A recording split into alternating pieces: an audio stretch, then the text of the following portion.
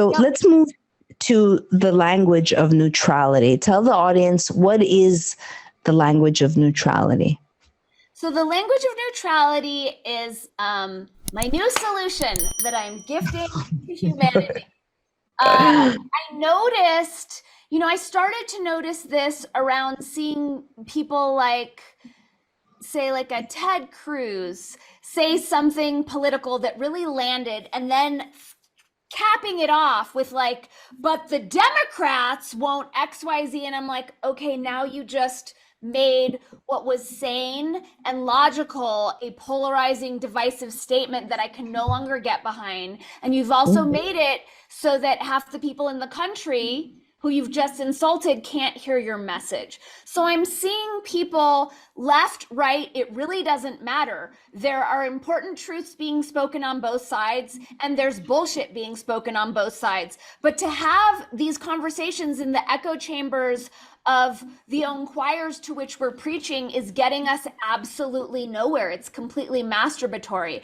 And so the only way that we are going to communicate our messages in such a way that they can cross these engineered party lines or ideological lines is to deliver them with neutrality so that they're not loaded with any of the divisive frequencies that inspire people to shut down and armor up and become deaf to our important messages. So it's something that I'm really wanting to share with people in the health freedom community, with leaders, who identify as Republican or Democrat, and just raising the frequency of the discourse so that we can hear one another and stop selling ourselves down the river of the fucktards divide and conquer agenda. Well said. Do you think that more and more people are waking up to the fact that the left and the right are part of the same coin, that it's a uniparty? And mind you, yes, you could say that the demon rats have gone off the deep end, but they need to play off of one another. Do you feel that people are waking up? I do feel like people are waking up. Of course, I wish they were waking up more quickly. I just came from a meeting with a friend of mine in town who's I'm not going to give him away, but he's high up in our state justice department, and he has a D after his name.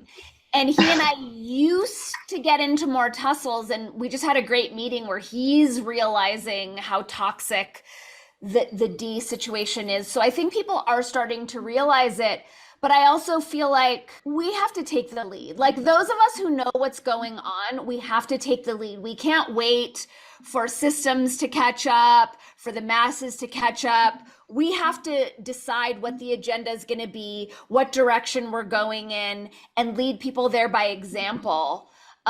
So like, I know there's this big, push for this, I don't know if they're calling it the duopoly party right now, the unity party. It keeps bouncing. They're kind of trotting out Tulsi Gabbard. I'm not sure if it isn't another kind of Trojan horse situation, but I feel like, getting out of whatever the systemic solutions are going to be, our quickest, most graceful way to heal the engineered divide and to steer our Earthship onto saner, more sustainable territory is for us to embody the changes that we're wanting to see. And I really see that in speaking neutrality and, illuminating some of the communication patterns that are loaded that we don't even realize are loaded.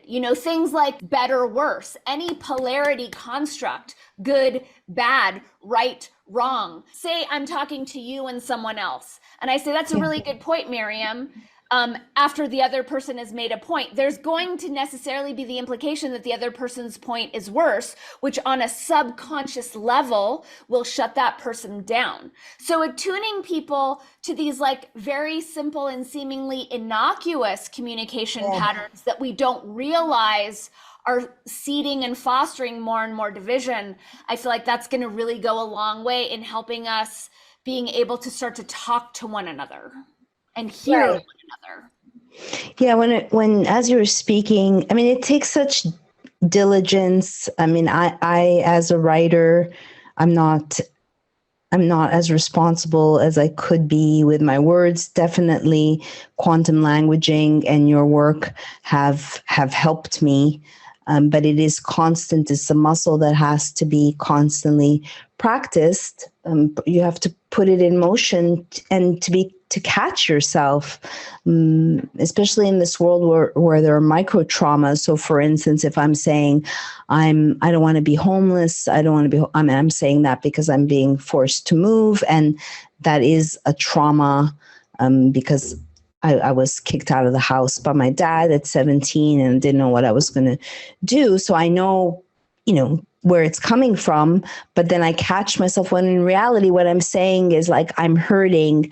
I want to be soothed that this is not going to happen. It's really like a cry for help, but you're telling the universe, you're giving them. So my point is, it's a lot of work to be responsible for our words and what comes out of our mouths. But maybe you can talk about the frequency and the depth, although it seems obvious to people when they utter something. Yeah, and I appreciate you bringing this up. Mindfulness is a key part. The communication upgrades, the quantum languaging upgrades that I share are all very simple. The gist is us having the awareness to hear ourselves and to make those corrections in real time, and understanding that every single word we speak is encoded with its own unique vibrational frequency that's operating on multiple dimensional levels at once. And all of those layers of coding are programming the subconscious mind, our physical body, our emotional bodies, our psyches, our energetic bodies, and our collective reality structure, as well as our individual reality construct. So, when you say, I don't want to be homeless, the subconscious mind doesn't understand negatives. It's super little. So all it hears is I and homeless versus I'm excited to find my just right home. And this is an upgrade, that society and those of us who are standing for freedom would be wise to take on, which is stop talking about what we don't want, stop reacting to what we don't want, and get it together to vision what we do want and continue to build that vision with more detail, with more of an emotional connection, so that we have an alternative to live into instead of just not the thing. I'll often use the example like, you don't go to a restaurant and say, well, I don't want the lasagna and I don't want the Caesar salad, because then the waiter doesn't know what to bring you if you just go through everything you don't want. All you ask for is exactly what we want. Hey, superstars, thank you so much for sharing your sacred attention with me. If you are receiving any value whatsoever from my videos, I am encouraging you to give back, to pay it forward by supporting me on my Patreon community, on my locals community, on both. Your support allows me to keep on keeping on and to keep making content like this. It used to be much easier back in the days of a free press, but now, given all of the censorship and the shadow banning, it really is challenging for content creators to continue to put out so much work. I'll just speak for myself. I'm excited for it to be easier for me to continue to put out more content. And the primary way that it can be easier is by you supporting me financially by way of my Patreon and or my locals, where for as little as $5 a month, you get to be my hero and receive oodles of bonus content, and we both get to win. Okay, thank you so much for your support, for your attention, and for being omniscopic amazingness.